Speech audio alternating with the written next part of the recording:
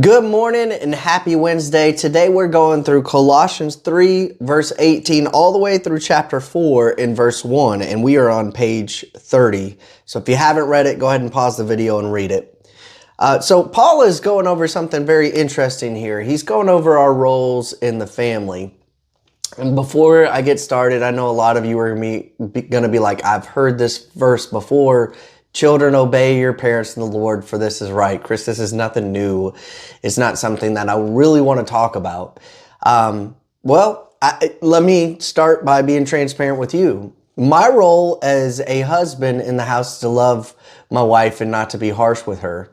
And that's one that's really hard to talk about too. And even the wife's role and being a partner to the husband and being a supportive partner to the husband, it's hard for all of us to fulfill those roles.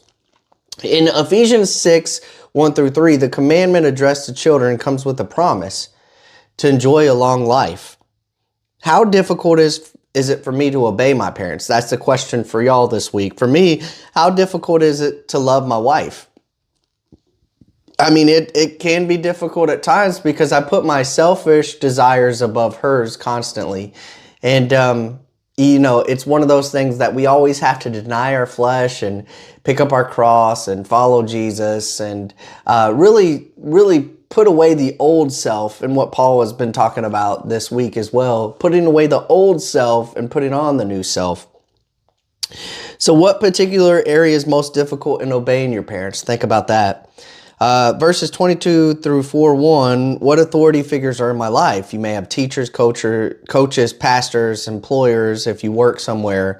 And how are you to work in everything that you do? Well, with all your heart is like you're working towards the Lord.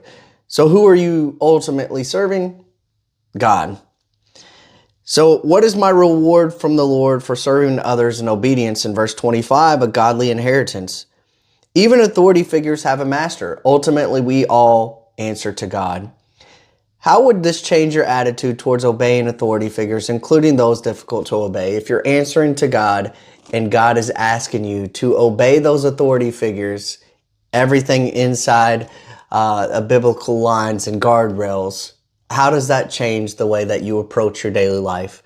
And share this with somebody else.